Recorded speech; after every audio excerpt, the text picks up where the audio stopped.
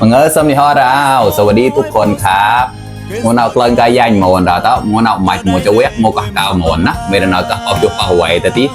กลางเชียร์เปิ้งแควมัวก็ยันมัวเกี่ยตอนลายเกี่ยแบบก็การเซมก่อนนะแควไหนๆแต่ละการที่ห้องปัสเซมใหญ่หนุ่มนะ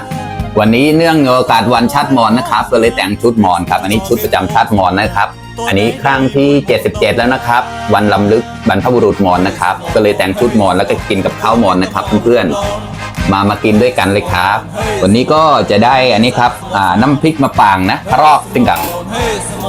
ว่ารอกปลายนึกเดิกเดี๋ยวนะรอกปลายนึกเดิกนะน้ำพริกมะปางสดครับกินกับผักสดแล้วก็อันนี้ก็ผัดเผ็ดปลาดุกครับแควแก้ก้าวเราเต้าเนี่ยก็แควอะโมมังกรนะอันนี้ใบมะขามนะครับหรือยอดมะขามครับสดให้ชุ่มคอไปเลยครับเพื่อนๆอันนี้กับข้าววันนี้ก็มีประมาณนี้แหละครับปงแฟงวันนาบ้าอะไรหน้าเราแต่นะไก่ต่อเต่าตีโปยเชียเปิ้ลอย่างนี้ก็มูจอหนุ่งนะไก่วันนาโปยเชียก็ต่อหนุ่งนะเด็กข้าวก็ยันหมอนนะวันนี้ใช้มือนะครับจะได้เหมือนมอนมากที่สุดครับคนมอนเขาใช้มือกินข้าวนะครับเพื่อนๆวันนี้ก็เลยใช้มือครับเนี่ยเข้ามาเต็มชามเลยครับหมูมังงานนะเราตะเดี๋ยวลองอันนี้ก่อนเลยน้ำพริกมะปางครับรอบปลายนึกเดิกนะ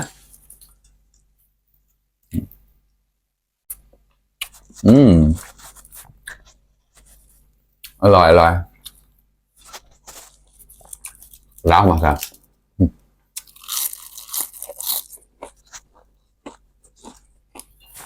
ก็ปุ้ย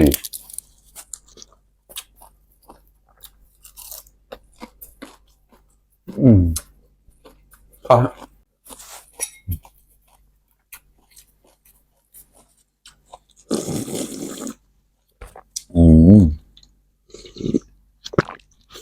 แกงยอดมะขามหรือใบมะขามอร่อยมากครับ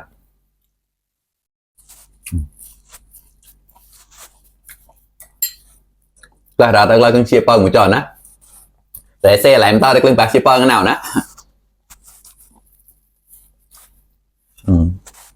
น้ำมันปืนยอดมะตุ่มครับ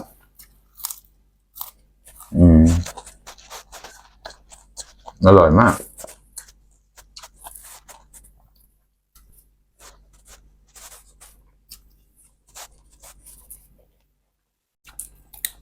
ผักบุ้งหนา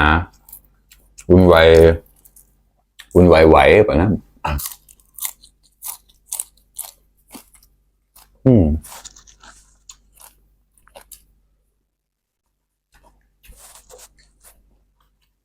กินข้าวด้วยมือก็ต้องล้างมือบ่อยๆครับได้ปานเต่าได้แล้ว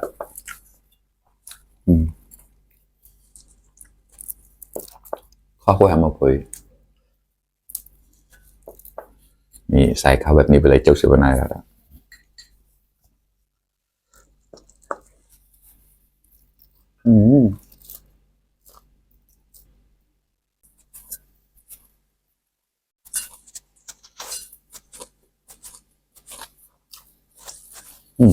อร่อยมากน่าปราด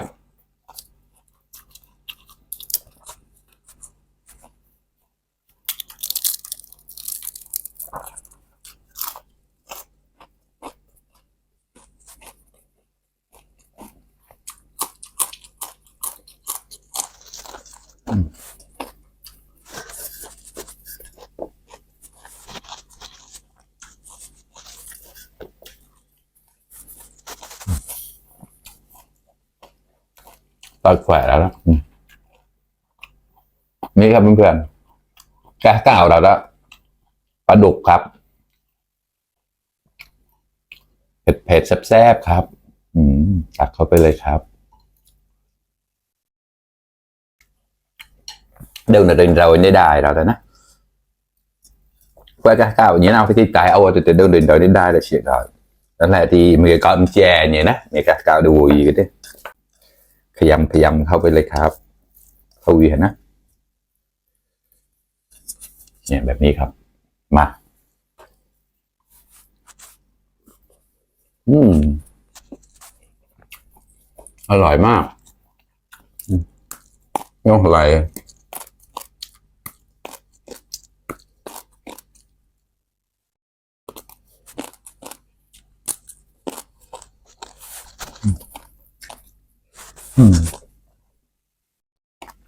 อร่อยครับไม่ขาวเพราะไอ้เขาเอ่ยหมดแล้วข้าวมันก่อนอืม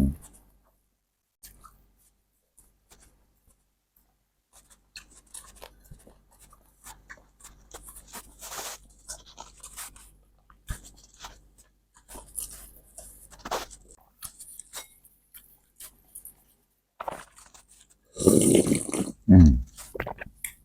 ขอแฮะแวะมาบังกลาว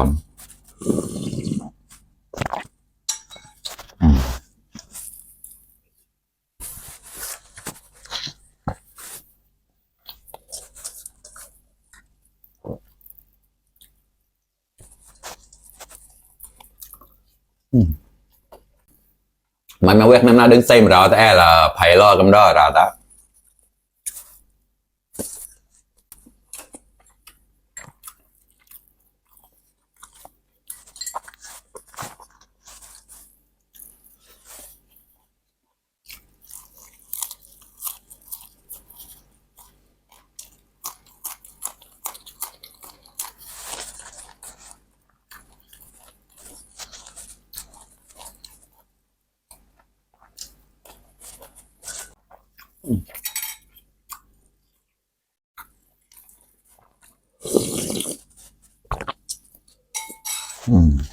ขอแฮะ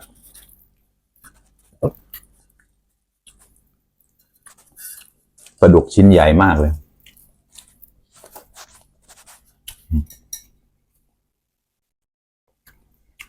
อีกชิ้นหนึ่ง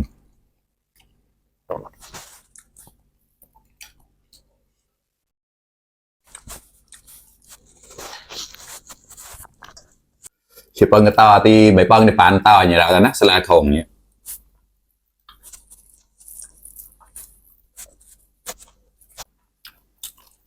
กินข้าวด้วยมือเม็ดข้าวมันติดมือก็ขออภัยด้วยนะครับเพื่อนๆเพราะว่าส่วนมากชอบกินช้อนไม่ได้กินมือบ่อยๆก็เลยไม่ค่อยถนัดเท่าไหร่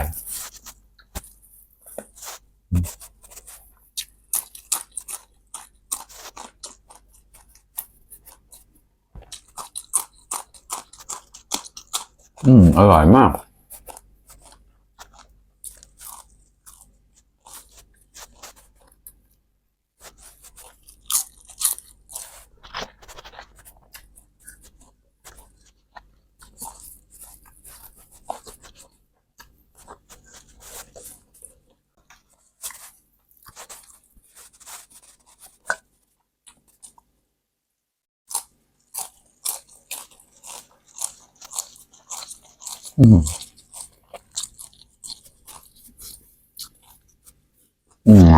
ร้าวของเขา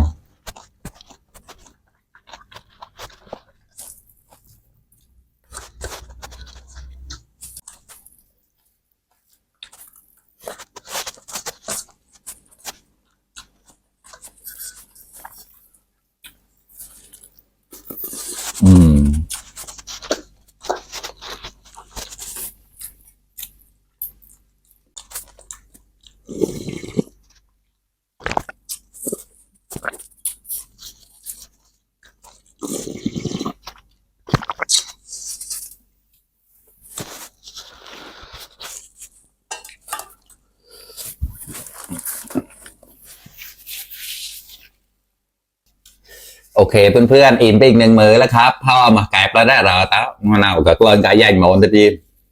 เสียได้เซฟเลยแบบนี้เลยจัดต่อกันแอบเนี้ยแต่ก็ต่อมาต่อปลาเนี่ยล้างอีกรอบหนึ่งครับต้องไปใช้สบู่ล้างครับหรือว่าเอาน้ำยาล้างจานล้างครับไม่งั้นอ่ะมันจะมันๆครับโอเคใครที่ชอบคลิปนี้ฝากกดไลค์กดแชร์ช่วยเป็นกำลังใจให้ผมด้วยนะครับไต่จอดคลิปนับแล้วนาวตีพันเดอร์ไลเดอร์แชร์พันก็สะฮอตออดเนี่ยนะเล็บเรื่องเปิดซ้ำเนี่ยฮอตเก๋าด้านกูนกราวบายบาย